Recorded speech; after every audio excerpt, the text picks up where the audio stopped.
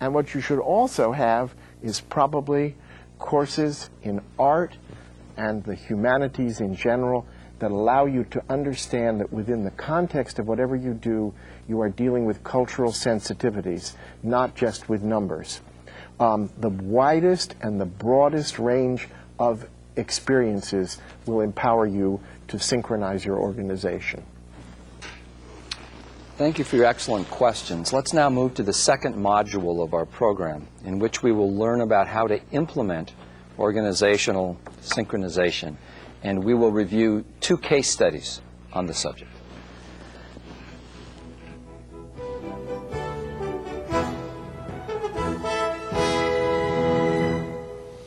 I have to say that I have found it extremely enlightening to hear how you have rated yourselves on your willingness to change and to adopt the needed perspectives to achieve the synchronized organization. In a few minutes, I'm going to share with you a model for implementing the synchronized organization. But first, I'd like to further our discussion of the synchronized organization by beginning with 2 case studies of 2 completely opposite ways that companies are improving their customer service based upon how they interpret the needs and wants of the people they serve. Their approaches couldn't be more different. Yet, for the different circumstances in which the companies find themselves, they appear to be not only workable, but highly desirable. They are examples of businesses, but of course, the lessons to be learned from them are applicable to any entity: educational, governmental, for-profit, not-profit. Case study 1 is a company that has actually reorganized itself internally based upon a major need that it discovered in the outside world. In other words, it is a real-world example of a synchronized organization. It is a bank, Bank Atlantic in South Florida. But remember, it could be any kind of organization, for-profit or not-for-profit, with any kind of mission. Synchronization is a generic process. It is a model that can be applied anywhere, at any time. Listen to how logical it sounds to hear about an organization that is reinventing itself. In a first for South Florida, Bank Atlantic has announced that all of its branches will be open 7 days a week. Our customers have told us they want a bank that's open when it's convenient to them, not to us, said Alan Levan, Chairman and Chief Executive Officer of the bank. With Sunday hours, they're blazing a new trail, said Thomas Kerr, Senior Vice President and Chief Financial Officer of the Florida Bankers Association, a trade group. It's a very competitive market, and banks are always looking for new ways to meet the needs of their customers, he said. The bank's branch office lobbies will be open on Saturdays from 8:30 a.m. to 3 p.m. and its drive-through windows from 7:30 a.m. to 6 p.m. On Sundays, the lobbies and drive-through windows will be open from 11 a.m. to 4 p.m. It's an expensive initiative, but we believe it will be well worth it in terms of the goodwill we are creating and the new accounts we will build. We expect that everyone will know Bank Atlantic as Florida's most convenient bank, Levan said.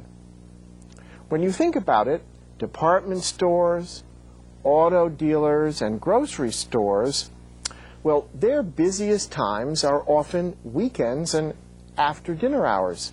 So, why not banking?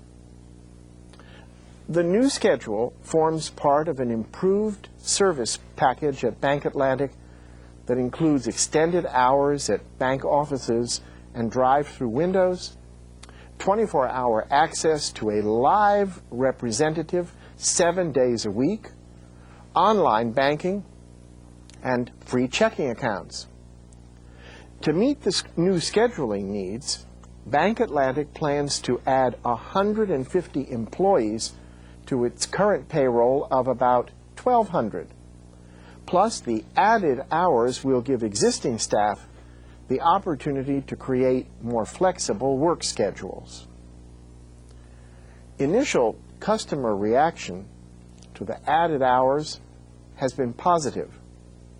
"It would be perfect for me," said Bob Furr, a self-employed heavy equipment broker. "I do a lot of buying and selling, and this allows me to come in and get a cashier's check and pay someone over the weekend rather than waiting 2 or 3 days." Other banks in South Florida said they had not heard of any major bank opening its branch offices on both Saturday and Sunday. Bank Atlantic's strategy is similar to one followed by Commerce Bank, a New Jersey-based institution that operates on weekends and has trademarked the slogan, "America's most convenient bank." It has had weekend banking for about 10 years. The challenge for Bank Atlantic and for any organization that makes a major effort at synchronization will be to keep an eye on reinventing itself. Otherwise, it will get stuck in its present form, and that may soon not reflect the needs of the outside world. Bank Atlantic will have to be detached from its decision to open 7 days a week so that it can adjust itself, if it needs to, later on. Case study 2 is another example of how companies are trying to synchronize themselves with external trends and innovations. It goes in the completely opposite direction from Bank Atlantic, however. Instead of personalizing services, putting customers more directly in touch with human beings, it uses state-of-the-art technology to better serve its customers and save on its overhead. Retail stores across the United States are experimenting with technology that allows customers to scan merchandise and pay with cash, credit, or a credit card. They can even use coupons. This technology cuts costs for businesses which can employ one person to supervise 4 counters instead of posting a cashier at each register. Shoppers bring their goods to the counter. They swipe the barcodes on each item over a scanner. They put fruits and vegetables on a scale and type in a barcode number which is listed next to the scale. Prices appear on a screen as customers scan them, and when they're done, they can insert cash, a credit card, or a check into a machine which also reads coupons. Customers put their goods in bags themselves. A store employee oversees the self-checkout lines, making sure that shoppers don't take 4 boxes of macaroni and cheese and pay for only 1. Mike Porter, a retail analyst at a Chicago-based financial research company, says that he sees a prosperous future for the technology. Although people have been hesitant to use the self-checkout counters, he can foresee a time in the near future when at least half the counters at big discount stores will be self-service. He notes that it takes people a while to get used to the new technology, and that it took people a while to get used to using automated machines at banks, ATMs. But now, most are comfortable with it. He doesn't think that the machines will ever completely replace human cashiers. People still want some level of service, he said. There is a certain amount of hand-holding that's needed.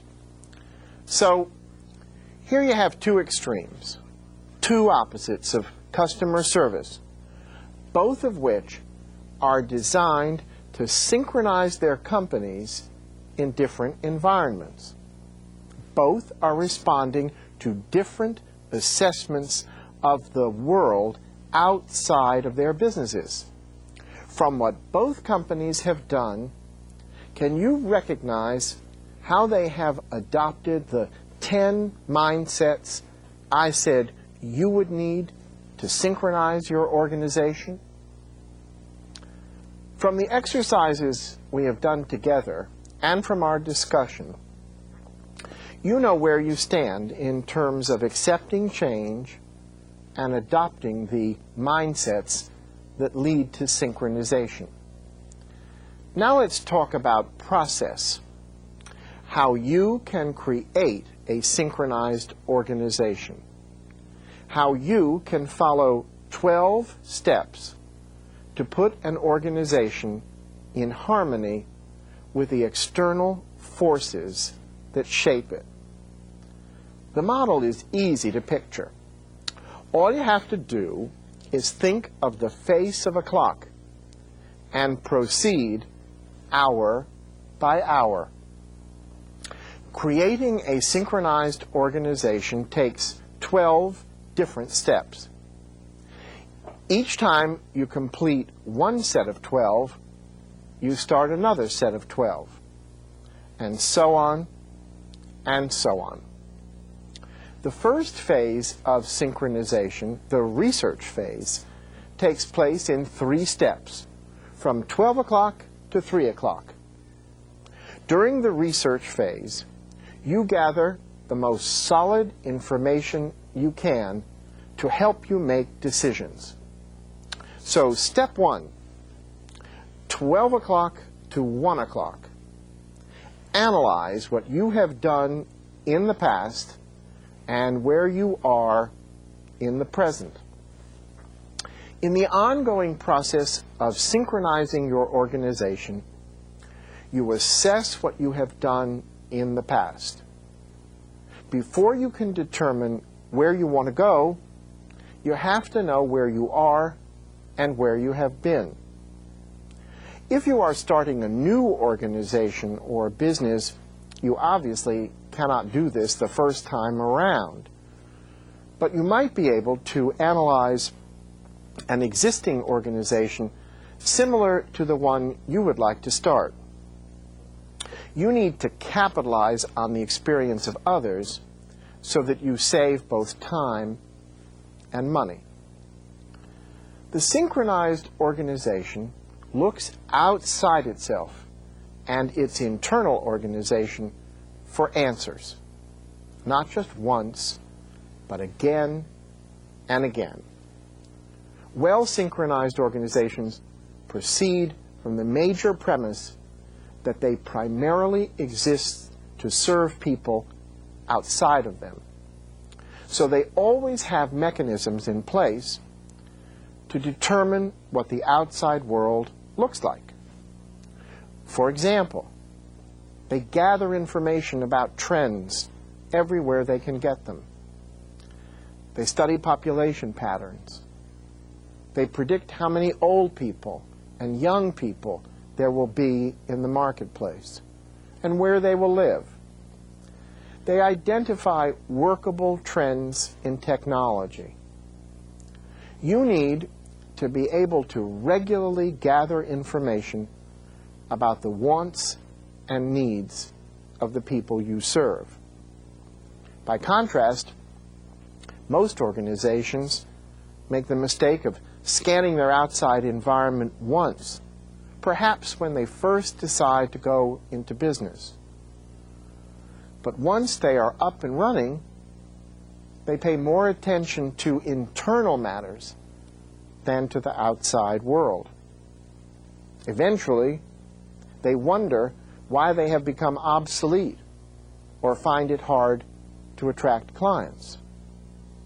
Step number 2, 1 o'clock to 2 o'clock. Assess the information you have collected. Many organizations gather information and conduct studies without being willing to change in face of what the data and information they have recovered tells them. Well, you should have no preconceived notions. You should be open to facing what the data you collect tells you. For example, the answer to the most important question, what do people want and need? Your challenge is to face facts. Step number 3, 2 o'clock to 3 o'clock. Analyze the products and services you now provide in light of the new information you have obtained. If you already offer products and services, you need to look at them freshly in light of what you have learned from noon to 2 o'clock. For example, suppose you offer an educational program in business, but you discover that the real need is for a business program in international business. Now, you have obtained crucial information, and you have to be willing to reassess your program offerings in light of it. For example, you'll have to ask yourself if you want to do away with the old program altogether or create an international business option that students can elect within the existing program. A word of warning. After doing your research, if you discover that your product or service is providing your clients what they want and need, don't change for the sake of change. But if you realize that you must change, you also have to be willing to do so for the sake of the health of your organization. Be sure that you disseminate the validated information you have recovered to all appropriate personnel within your organization. Too often, valuable, validated information does not make its way throughout an organization. Therefore, people who may have experiential knowledge that contradicts or further validates your data never have a chance to comment upon it. Avoid the mistake of planning your strategy without gaining the valuable perspectives of all knowledgeable people in your organization. The second phase of synchronization from 3 o'clock to 6 o'clock is the strategy phase, during which you develop courses of action based upon the research you have done during phase 1. This is the decision-making phase. Step 4, 3 o'clock to 4 o'clock. Decide on which segments of clients you wish to serve. Among other things, during your research phase, you were finding out what potential markets were unserved, underserved, or misserved. Now, you have to decide which, if any, of those you want to serve. Do you think that it is best to focus on the youth market, people over 50, women, single men or women, the businessman, all of them? You'll have to decide. Step 5, 4 o'clock to 5 o'clock. Select the products and or services you plan to offer. Are you going to create independent health clinics in neighborhoods or provide internet access for students?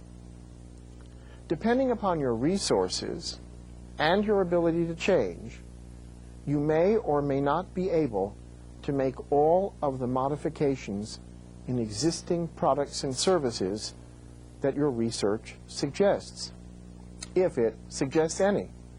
So, you may have to phase in the changes. If you are developing new products or services, follow a realistic timetable. Don't try to do the impossible. Give yourself time. It is the chief ingredient in all real success. Step 6, 5 o'clock to 6 o'clock. Decide on a plan to market your products or services to your customers. This is a very important phase because this is where you actually try to synchronize your organization as best you can with the outside world. Your research has shown you who your potential clients are. You have determined what services or products you should provide. Now, you have to be sure that you know how to tell your potential clients what you have for them in terms that they will relate to. Look into distribution channels. Consider the kinds of sales or promotional force you will need. Develop your advertising plan. You will need to decide which media to use to promote your products and services: radio, television, newspapers, direct mail, catalogs, the internet, or other creative promotional vehicles. You may need to buy mailing lists. You will have to establish a realistic budget for promotions. The third phase of synchronization is implementation. Its 3 steps go from 6 o'clock to 9 o'clock. The step 7, 6 o'clock to 7 o'clock. Structure your management. At the point when you are ready to implement your synchronized plans, you must be willing to structure and or restructure your organization. Until the culture of your organization truly becomes conditioned to ongoing change, this step will probably be the hardest one for you to take. You will have to be able to be willing to reassign people to different jobs. You may have to face having to have a different job yourself, or even leaving your organization. It is very important to create a corporate culture in which people recognize that their role in your organization is valued and that they will have a place in the new structure, or if there is no place for them, that you will help them exit the organization in a positive way. Everyone must accept the fact that change is inevitable. Step 8, 7 o'clock to 8 o'clock. Produce your promotional materials. This step can make or break your organization. Many people wait too long to develop their promotional materials, or even to talk with printers to get comparative bids, or to schedule their jobs. If you wait until the last minute to produce the materials that will introduce your products and or services to the outside world, you may discover that you can't do what you really need to do, or that they will be ready too late to support your other efforts. Step 9, 8 o'clock to 9 o'clock. Put your promotional plan into effect. If you have done your homework You have chosen the full media mix you will need to accomplish your promotional goals. Now, your job is to get the word out about your products and or services so that you can bring in the business. The fourth and final phase of creating the synchronized organization is the evaluation phase. It has 3 steps in it, too. Step 10, 9 o'clock to 10 o'clock. Collect data. Everything you do should be designed to collect information about the success of your marketing efforts. For example, if you use newspaper ads, include coupons in all of them and code them so that you can tell which advertising yielded the most inquiries and the most sales. In this way, every dollar that you spend can at least double as a dollar for ongoing market research. Step 11, 10 o'clock to 11 o'clock. Analyze your data. It isn't enough to collect data. You must also be able to analyze it. The key to analyzing anything is first to know which questions you need to have answered. For the process of synchronizing an organization, those questions must relate to how well an organization is matching what it does with the world outside it. Step 12, 11 o'clock to 12 o'clock. Report. Write up your analyses, even if you don't need to share them with anyone else. The process of writing will organize and clarify all the information you have. It will also create crucial historical benchmarks. I used a clock to explain the ongoing process of synchronization because I wanted to reinforce its being a dynamic activity. Once you write up and share your information in step 12, you will use it as the basis for step 1. In other words, the last step of one full synchronizing phase leads into the first phase of the next full one. You see how logical it is? If you follow the 12 steps to synchronizing an organization, you will create a truly strong organization, a finely tuned marketing organization in which the worlds inside and outside it are constantly brought into alliance. To sum up, here are 10 characteristics of a well-synchronized organization, the kind of organization that you now know how to create and sustain. 1. The synchronized organization is fact-based. It bases its decisions on the best information it can find and analyze. Number 2, it is really 2 organizations.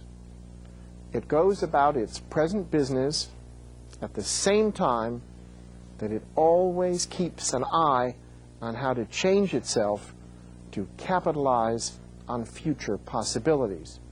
It constantly reinvents itself. Number 3, the synchronized organization is dynamic. It has a past, but doesn't get stuck in it. Number 4, it is flexible. It is not place-bound or time-bound.